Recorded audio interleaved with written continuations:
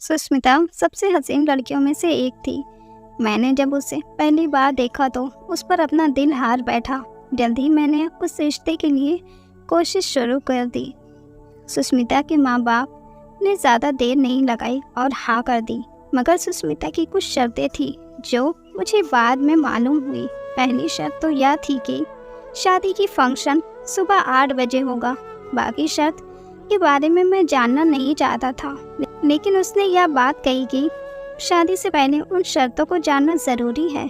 मगर मैं सुष्मिता के इश्क में इस कदर पागल था कि मैंने उसकी किसी भी शर्त को इतना सीरियसली नहीं लिया। मेरी शादी मैं जिससे प्यार करता था उस लड़की से हो रही थी और मैं जानता था कि मैं सुष्मिता से शादी करके कभी नहीं पछताऊंगा। 14 फरवरी के पहले संडे को मेरी शादी सुष्मिता से तय हो गई। सुष्मिता को पाने का नशा ही अलग था। मेरे आने वाली दिनों का सोच सोचकर फूले नहीं समा रहा था। शादी संपन्न होने के बाद रात के 3 बजे सुष्मिता की विदाई होकर मेरे घर आई। उसको देखने के लिए मेरा दिल तड़प रहा था। मैंने मुंह दिखाई में उसे कीमती तोहफा दिया। उसका शुक्रिया अदा कर ही रहा था कि वह बोली, पहले मेरी शर्त तो सुन लो। अगर आपको मंजूर है तो ठीक है, अगर आपको नहीं मंजूर तो अभी इसी वक्त मुझे तलाक दे दीजिए। सुष्मिता के मुंह से पहली रात को तलाक का शब्द सुनकर मेरे दिल को कुछ होने लगा। तुम औरत होकर तलाक की बात कैसे कर सकती हो, मैंने दिल में सोचा। तब सुष्मिता ने बात आगे बढ़ाई। मेरी शर्त बहुत आसान सी है, वह यह है कि तुम रात को कभी मेरा चेहरा नहीं देखोगे, चाहे तुम्हारा जितना भी दिल चाहे, मगर मैं तुम्हें रात को अपना चेहरा नहीं दिखाऊंगी। बाकी तुम्हारी हर बात मानूंगी, तुम जो कहोगे वैसा ही होगा। लेकिन एक बात मेरी मानी जाएगी कि रात को तुम कभी मेरा चेहरा नहीं देखोगे, ना ही रात के वक्त किसी से मिलूंगी। अंधेरा होते ही तकरीबन रात के 9 बजे से कमरे में चली जाऊंगी। तुम चाहो तो वहीं रह सकते हो, अगर चाहो तो बाहर घूम फिर सकते हो। तुम्हें यह पाबंदी भी नहीं है कि तुम मेरे साथ रहो। सुष्मिता ने अपनी बात पूरी की तो मैंने कहा, सुष्मिता यह कैसी अजीब सी शर्त है। अगर तुम मुझे उसकी वजह बता दोगी तो मैं तुम्हें कभी भी रात को तुम्हारा चेहरा देखने पर मजबूर नहीं करूँगा। लेकिन सुष्मिता, बिना किसी वजह के मैं तुम्हारा चांद से मुखड़ा रात को क्यों नहीं देख सकता, मैंने रोमांटिक अंदाज में कहा। मुझे लगा कि सुष्मिता की यह अदाएं है, मगर वह तो सीरियस थी। बोली, अगर तुमने रात को मेरा चेहरा देखा, सुबह तुमसे तलाक ले लूंगी। सुष्मिता ने मुझे गमगीन कर दिया। मेरे होशो हवास गायब हो गए। मैंने कहा, ठीक है, तुम जैसी हसीन लड़की का मिल जाना ही मेरे लिए किस्मत की बात है। तुम कहोगी तो रात, तुम कहो तो दिन, कभी तुम्हारा चेहरा नहीं देखूंगा। खैर, एक जज्बाती कदम था और मुझे शादी के पहले हफ्ते में मालूम हो गया था कि उसकी शर्त की कीमत चुकाना कितना मुश्किल है। मुझे जब भी कहीं बाहर जाना होता, रात को डिनर करना होता या दोस्तों ने मुझे खाने पर बुलाया होता, सुष्मिता मेरे साथ मौजूद ना होती। धीरे धीरे यह बात सब तक फैलने लगी कि रवि की बीवी रात को बाहर नहीं निकलती। कुछ लोगों ने तो उसे सुष्मिता की शराफत समझी, जबकि कुछ ने अजीबोगरीब किस्से गढ़ने शुरू कर दिए। लेकिन इस बात से मैं बहुत तंग आ गया था। एक हफ्ता निकल गया। सुष्मिता ने अजीब हरकत शुरू कर दी।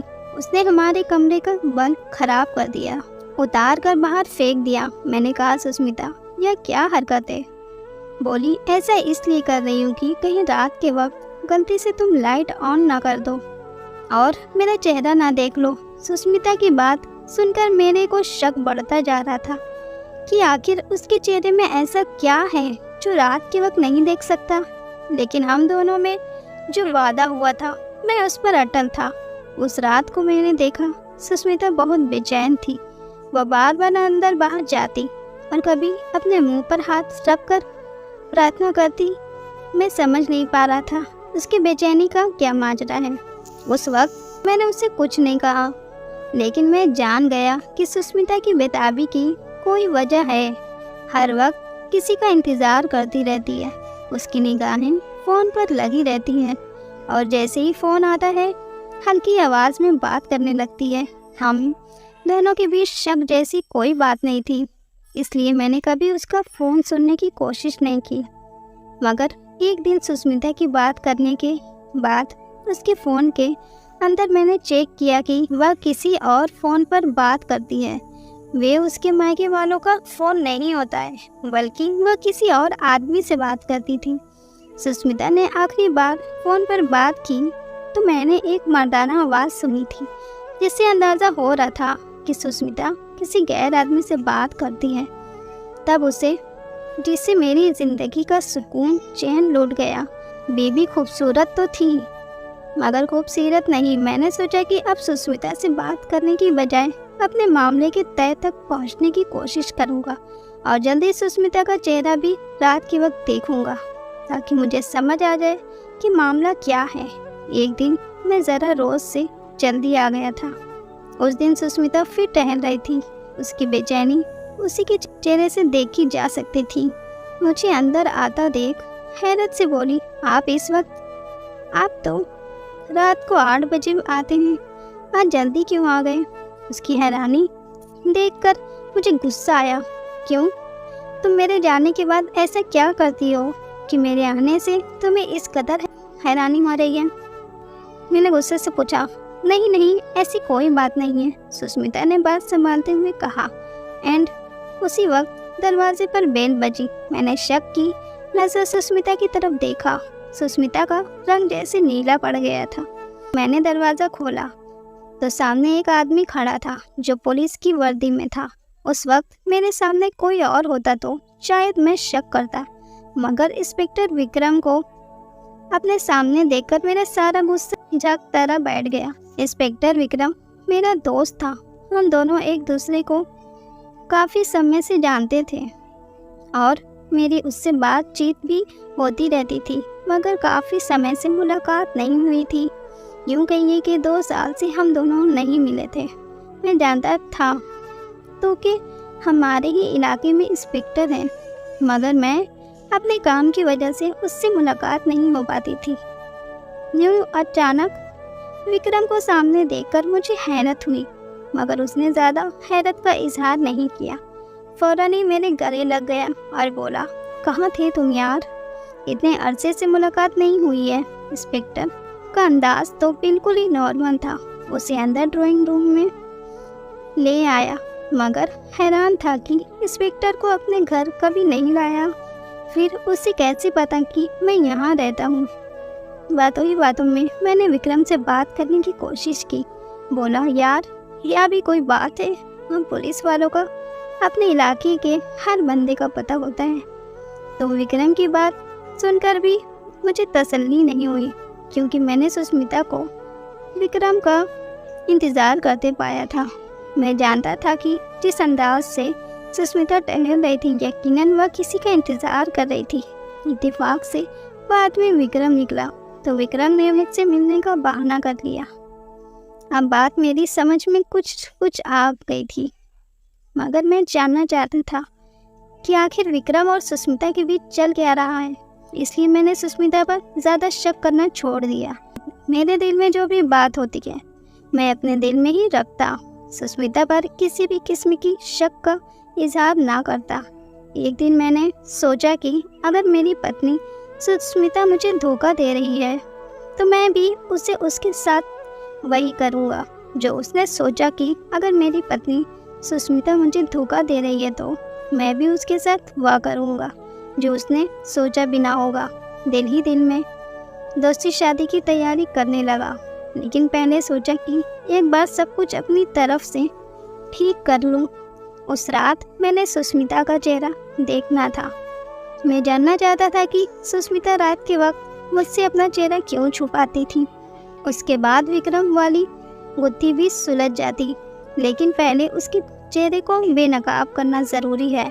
रात के वक्त क्योंकि कमरे का बल्ब बंद होता था, सो मैं अपने पास एक छोटी सी टॉर्च रख ली। सुष्मिता मेरे पास आई तो मैंने उसका बाजू थामा ताकि वह एंड वक्त पर भाग ना पाए और फिर अपनी जेब से टॉर्च निकालकर रोशनी उसके चेहरे की तरफ जैसे ही की तो मेरी चीख निकलते निकलते बची। हैरत के मारे मुझसे बात ना हो रही थी। सुष्मिता, या तुमने मुझे इतना बड़ा धोखा दिया? आखिर मुझसे इतनी बड़ी बात तुमने क्यों छुपाई? मैं तो तुमसे सच्ची मोहब्बत करता था, तुम्हें ऐसा करने की क्या ज़रूरत थी? मैंने नफरत से सुष्मिता की तरफ देखा। उसके चेहरे की रौनक एकदम बदल गई थी। आपको सब कुछ बता दूंगी, भगवान के लिए मेरी बात सुन लीजिए। आपको मुझ पर जो भी शक है वह सब दूर करूंगी। आपका दोस्त विक्रम मैं जानती हूँ, आपको जो शक है मैं आपको सब बताती हूँ। आप बैठे तो सही। सुष्मिता रोते रोते मेरे पाँव पकड़कर बैठ गई। उस कदर मिन्नतें कर रही थी, मैं चाहकर भी उसे धुतकार नहीं सका। बताओ सुष्मिता, यह क्या बात है? क्यों तुमने ऐसा किया? विक्रम से तुम्हारा क्या ताल्लुक है? मैं यह बड़े आराम से उससे कहा रहा था, क्योंकि मैंने सोच लिया था कि अगर यह औरत मुझसे धोखा करेगी तो मैं भी उस दोस्त से शादी कर लूँगा। उसे वो दुख दूंगा कि सारी ज़िंदगी भूल नहीं पाएगी। तब सुष्मिता ने जो बात बताई उसे सुनकर मेरा दिल भी गमशुदा हो गया। आप तो जानते हैं हमारा घराना किसी कदर मॉडल है। मैंने भी जब होश संभाला तो अपनी मम्मी पापा को अपने से दूर ही पाया। वह मुझे नौकर और नौकरानियों के रहमो करम पर छोड़कर खुद अपने नौकरियां और कामों पर निकल जाते थे। मैं जब मम्मी से कोई बात करती तो वह मुझे पैसे की गड्डी थमा देती थी या फिर शॉपिंग करवाने ले जाती। मुझे तो ममता की ज़रूरत थी, मैं उनके प्यार की प्यासी थी। माँ कभी मेरी तरफ मुड़ कर नहीं देखा। उस रुपए ने मेरे अंदर बहुत सारे मायूसी पैदा कर दी। पहले तो मैं अपने नौकर पर नौकरानी उसे दोस्ती करती, मगर फिर जब वह एहसास हुआ कि वह तो सिर्फ मेरे पैसों की अहमियत को समझते हैं, मेरे जज्बात की कदर नहीं करते, तो मैंने नौकर और नौकरानी उससे बातचीत करना भी छोड़ दिया। अब मैं भरपूर मायूसी आ गया था। मेरी माँ ने मुझे कभी भी अपने ऑफिस आने की इजाज़त नहीं दी थी। हमेशा यही कहती कि मेरी ऑफिस आने से पहले मुझे बता देना, क्योंकि मेरे 1000 काम होते हैं, मैं तुमसे बात ना कर पाऊँगी। पापा भी अपने काम में बिजी रहते, मगर उस वक्त मेरा दिल बहुत मजबूर था। मैं उदास थी। सोचा अगर मम्मी को फ़ोन करूँगी तो देर हो जाएगी। मैंने गाड़ी निकाली और मम्मी के ऑफिस चली गई। मगर जैसे ही ऑफिस के दरवाजे से अंदर घुसी, अंदर का मंजर देखकर मेरा दिल बुझ गया। मैं अपनी मम्मी के बारे में ऐसा सोच भी नहीं सकती थी, मगर मेरी मम्मी उस कदर रोशन ख्याल हो चुकी थी कि वह अपने शर्म व हया को भी भूल चुकी थी। इस एक लम्हे में मेरे अंदर बगावत पैदा कर दी। मुझे उन औरतों से सख्त नफरत महसूस हुई जो लोगों को मलाई की पाठ पढ़ाती हैं और खुद उनका किरदार किस कदर भयानक होता है या कोई सोच भी नहीं सकता। माँ से नफरत हुई तो मेरी शख्सियत भी बदल गई। वे नाइट क्लब में जाने लगी। वे ऐसे बनकर जाती कि हर कोई मेरी तरफ खींचा चला जाता, लेकिन मैं उस समय खुश नहीं थी।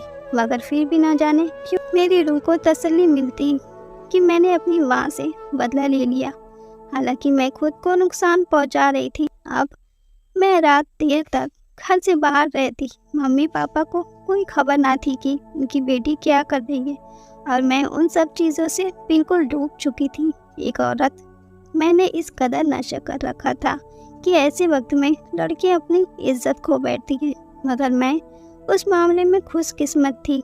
सुबह जब मेरी आँख खुली, धड़कते दिल के साथ अपने पहलू में देखा तो बिस्तर पर कोई भी नहीं था। मैं एक अकेले कमरे में लेटी हुई थी।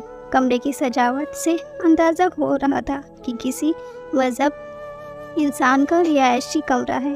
और फिर जब वह लड़का मेरे सामने आया तो वाकई मेरा ख्याल सच साबित हुआ। उसके चेहरे पर दाढ़ी सजीव, जबकि वह एक नौजवान लग रहा था। मुझे देखकर उसने नज़रें नीचे कर ली। कहने लगा, कल रात में आपने एक मजबूरी की वजह से नाइट क्लब गया था। वहाँ पर मुझे कुछ काम था। वहाँ मैंने आपको बेहोश पाया, तो आपका ख्याल करते हुए अपने घर ले आया। उम्मीद है कि आप ठीक होंगी। चलें, मैं आपको आपके घर छोड़ आता हूँ। नौजवान पर मुझे सख्त गुस्सा आया। फिर उसका हुलिया ऐसा था कि मुझे इससे और भी नफरत महसूस होने लगी। उस दिन तो वह मुझे घर छोड़ चला गया। मुझे उससे बिल्कुल भी कोई हमदर्दी ना थी, ना ही मैंने उसका शुक्रिया अदा किया। वजह शायद कि उसका हुलिया था जिसने मेरी माँ ने हमेशा नफरत की थी, और ऐसे ही नफरत मेरे दिल में उन दाढ़ी वालों के लिए मौजूद थी। मगर उस आदमी ने मेरा पीछा नहीं छोड़ा। वह बार बार मेरे पीछे आता और कहता, मैं तुमसे मोहब्बत करता हूँ। मेरी सहेलियों ने जब यह बात देखी तो बोली कि तुम उससे अपनी जान क्यों नहीं छुड़ा लेती। यह तो हर वक्त तुम्हारा पीछे आता है, तुम्हें तंग करता है। मगर अगर ऐसा ही रहा तो बाकी लड़के तुमसे डरना शुरू हो जाएंगे। तुम उसका हुलिया तो देखो, कितना खतरनाक लगता है। अपनी सहेलियों की बात सुनकर मैंने उस लड़के को सबक सिखाने का सोचा। लड़के का नाम रिंकू था। एक दिन उसने मुझसे बात करने की कोशिश की तो मैंने कहा, शाम को बहादुरी का नमूना दिखाना है और मेरी सहेलियों के सामने खुद को साबित करना, तब हो सकता है कि तुम्हारा काम बन जाए। मेरी बात सुनकर वह बहुत खुश हो गया। अगली रात जब मैं नाइट क्लब से निकल रही थी तो वह मुझे मेरे सामने ही दिखाई दिया। हकीकत से झुकी हुई नजरें, वह मेरे मोहब्बत में वहाँ आया था। मैंने पुलिस को बता रखा था कि वह एक आदमी रोज़ाना मुझे परेशान करता है। मैंने उसी वक्त कॉल मिलाई और पुलिस 2 मिनट के फासले से चलकर हमारे साथ आ गई। उन्होंने लड़की को हथकड़ियाँ लगाई और पुलिस गाड़ी में बैठाकर ले गई। मैं अपनी सहेलियों के साथ खिलखिलाकर हंसने लगी। मुझे अंदाज़ा नहीं था कि वह इस कदर बेवकूफ़ निकलेगा। बहरहाल उसको थाने पहुंचा कर मेरा दिल को सुकून पहुंचा। मगर फिर अगले दिन सहेलियों के भड़काने पर उसकी हालत मालूम कर लूं, मैं थाने चली गई। मगर थाने पहुंचकर जैसे मेरा कलेजा है कट गया। पुलिस वालों ने मार मार कर उसका हुलिया खराब कर दिया था। वह बहुत बुरा लग रहा था। चेहरे पर खून के निशान, आंखों के पास चोट लगी हुई थी, आंखें सूजी हुई थी। उसे देखकर मुझे अफसोस हुआ। उसकी आंखों में मोटे मोटे आंसू थे। मुझे देखकर उसने आसमान की तरफ देखा और बोला, मैंने अपना मामला भगवान पर छोड़ दिया है। खुदा तुम्हारी रातें कभी सुकून ना हो। उसकी बद्दुआ ने मुझे अंदर तक हिला दिया। मगर मैंने किसी किस्म की परेशानी का इजहार नहीं किया। तकरीबन सुबह के 8-9 बज रहे थे जब मैं अपनी सहेलियों के साथ उससे मिलने गई थी।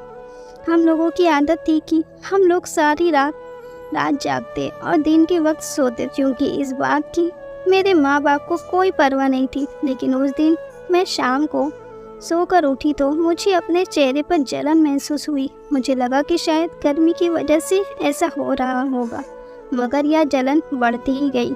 यहाँ तक कि रात 8 बजे मैंने शीशे में अपना चेहरा देखा तो अपना दानों से भरा सूरत देखकर चीख निकल गई। मुझे अपना चेहरा देखकर रोना आ रहा था। सुबह के वक्त तो मैं सोई हुई थी। सोचा कि उसी वक्त अस्पताल चलती हूँ, डॉक्टर से दवा लेकर आऊँगी ताकि यह मुसीबत जल्दी से जल्दी मेरी जान छोड़ दे। उस शाम डॉक्टर ने मुझे एक दवाई दी जिसे लगाने के बाद मुझे कुछ आराम महसूस हुआ और सुबह होते ही मेरे सारे दाने खत्म हो गए। मैंने भगवान से प्रार्थना की। अगली रात फिर वैसे ही हुआ। शाम के वक्त मेरे चेहरे पर ऐसे ही दाने निकलते और मेरा बात करना मुश्किल हो गया। मैंने डॉक्टर से जाकर अच्छी खासी बहस की थी। उसने मुझे गलत दवा दी है, मगर फिर 2-3 डॉक्टर को बदल कर देखा। उसके बाद मुझे मालूम हो गया कि मेरी यह बीमारी इतनी आसानी से मेरी जान नहीं छोड़ेगी। जितनी भी समझ रही हूँ उसके बाद मैंने क्या क्या नहीं किया, मगर यह दाने ख़त्म होने का नाम नहीं ले रही थी। मुझे उस लड़की की बददुआ लग गई थी। भगवान ना जाने अब वो किस हाल में होगा। मैं चाहती थी कि वह मुझे एक बार मिले और मैं उससे माफ़ी मांगूं। सुष्मिता की बात सुनकर मैं बिल्कुल हक्का बक्का आ गया। सुष्मिता इस कदर तेज लड़की होगी मैं तो कभी सोच भी नहीं सकता। शक्ल व सूरत से वह बेइंतहा मासूम लग रही थी।